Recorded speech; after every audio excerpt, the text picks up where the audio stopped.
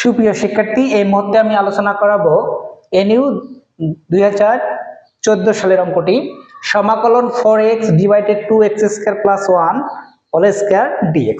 এই অঙ্কটি সমাধান করব। দেখেন 4x, আর এখানে আমরা ধরি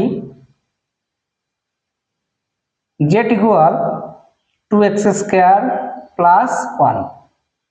উভয় পাশে অন্তরীকরণ করব। 4x না মিললে 0। কিভাবে অন্তরীকরণ করেছি আরেকবার বোঝাই দেই। 2x স্কয়ার প্লাস 1 dx,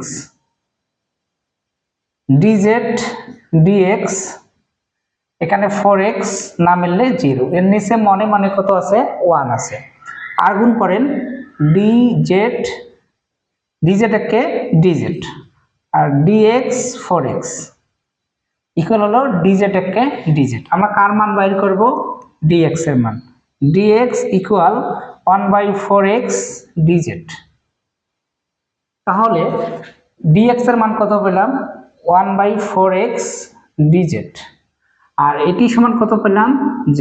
এটা সমান কত পেলাম? z। 2x square plus 1 equal কত? z। তাহলে আমরা 4x যদি কেটে দেই তাহলে বাকি থাকলো 1/z, 1/z dz। এটি আমি বুঝিয়েছি 3 নম্বর নিয়ম। কত নম্বর? 3 নম্বর নিয়ম।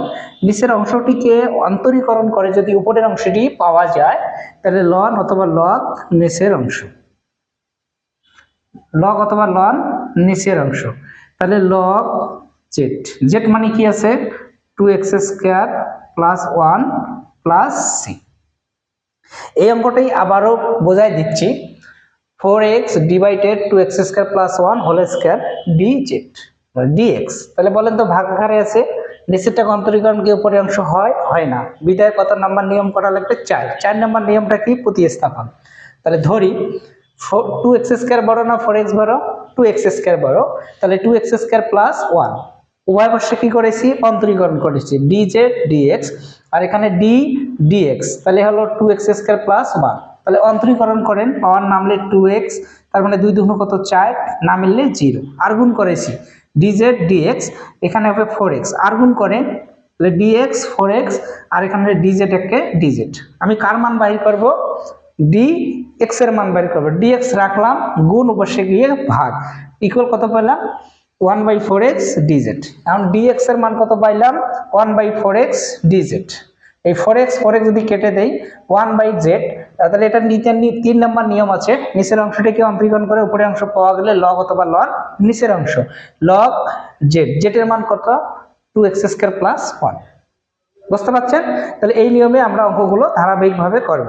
আর যদি তোমার কোনো একান্তগতই কোনো অঙ্ক সমস্যা থেকে তাহলে কমেন্টের মাধ্যমে সেই অঙ্কটির ছবি আমাকে পাঠাও, আমি সমাধান করে অবশ্যই তোমাদের দিব।